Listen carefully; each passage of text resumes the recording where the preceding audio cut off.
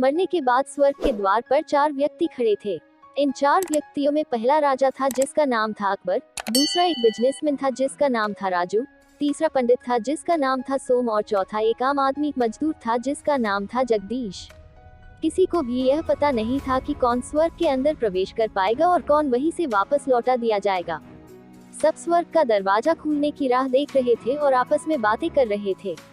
जैसे कि राजा को मरने से पहले से ही आदत थी, उसने अपनी बात सबसे पहले बताई। राजा ने कहा, मैं बहुत प्रख्यात राजा हूँ, मैंने धरती पर अपना बहुत नाम कमाया है, इसलिए पूरी संभावना है कि मैं ही स्वर्ग में जाऊंगा।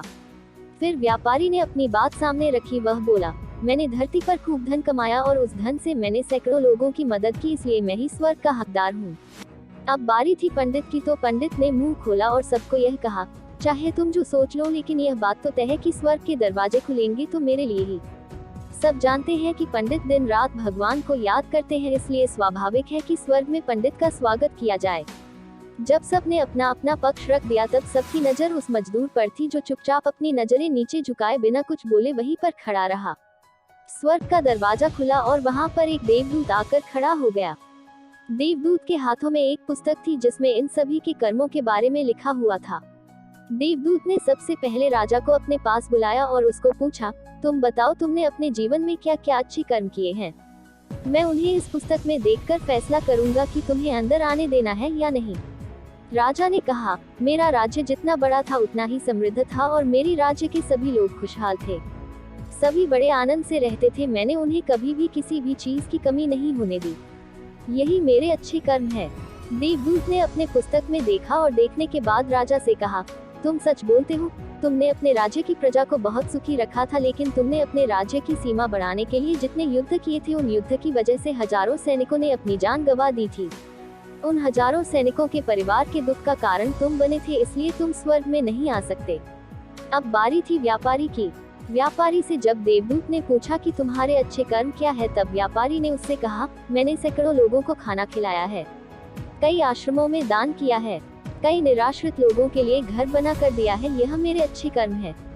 देवदूत ने फिर से अपने पुस्तक में ध्यान से देखा और देखने के बाद व्यापारी से कहा, तुम्हारा कहना भी ठीक है कि तुमने बहुत दान धर्म किया है, लेकिन यह दान धर्म तुमने जिन पैसों से किया है उन पैसों को कमाने के लिए तुमने न जाने कितने झूठ बोले हैं, कितनी हेराफेरिया की है और कितनी मिलावटें की है, इसलिए तुम भी स्वर्ग में नहीं आ सकते। जब पंडित से यही सवाल किया गया तो पंडित ने बड़े ही आत्मविश्वास के साथ कहा, मैंने अनगिनत लोगों को ज्ञान दिया है, हजारों यज्ञ और पूजाएं की है और दिन रात भगवान का जाप किया है, इससे अच्छे कर्म और क्या ही हो सकते हैं। देवदूत ने अपनी पुस्तक के अंदर झांक कर देखा और पंडित से कहा, आपने जितने भी लोगों को जो भी ज्ञान दिया है उन बातों पर खुद कभी अमल नहीं किया, आपने यज्ञ पूजा या भगवान का नाम निस्वार्थ भाव से कभी नहीं लिया, इसलिए आपका भी स्वर्ग में आना प्रतिबंधित है। मजदूर यह सब देखकर हैरान था, वह अब तक जिन्हें महान समझता आ रहा था उनकी व्याख्या स्वर्ग के दरवाजे पर आकर बदल गई थी। धरती पर जिन कामों को अच्छा समझा जाता है उनका यहाँ पर कोई मूल्य नहीं था। यमदूत ने जब इस मजदूर को अपने पास बुलाया और इससे पहले कि वह उससे उसके अच्छे कर्मों के बारे में पूछता, मजदूर बोल पड़ा, प्रभु, मैं जानता हूँ कि मैं भी स्वर्ग में आने के लायक नहीं हूँ, लेकिन मैं फिर भी एक बार बाहर से ही स्वर्ग को झांक कर देखना चाहता हूँ, बस इससे ज्यादा मेरी कोई इच्छा है ही नहीं, क्योंकि ऐसी इच्छा पालने के लिए मैंने जीवन में कुछ भी नहीं किया है। मैं पूरा दिन मेहनत करता और जो भी पैसे कमाता उन्हें अपने परिवार के पालन पोषण में खर्च कर देता, इसलिए दान धर्म के लिए कुछ बचता ही नहीं।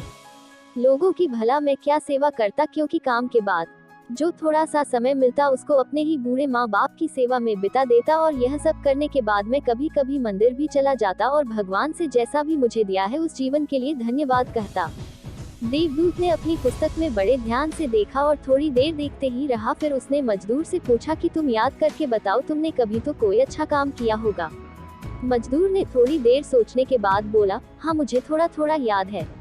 एक बार मैं बहुत भूखा था और मैं खाना ही खाने बैठा था कि एक बहुत ही कमजोर कुत्ता जो ठीक से चल भी नहीं पा रहा था, वह मेरे पास आ गया और मेरे खाने को देखने लगा। तब मैंने अपनी रोटी उसे खिला दी थी और उस दिन मैं खुद भूखा सोया था। मजदूर की बात सुनने के बाद देवदूत मुस्कुराया और मजदूर को बड़े सम्मान से स्वर्ग के अंदर लेकर गया। दोस्तों, अच्छे कर्म लोभ, मोह, माया इन सब भाव में आकर नहीं किए जाते और न ही उन्हें अच्छे कर्मों की श्रेणी में गिना जाता है। निस्वार्थ भाव से किया गया एक ही अच्छा कर्म भी आपके जीवन के सारे पाप धोने की शक्ति रखता है। इसलिए जब भी मौका मिले निस्वार्थ भाव से और अच्छे मन से अच्छे कर्म किया करें।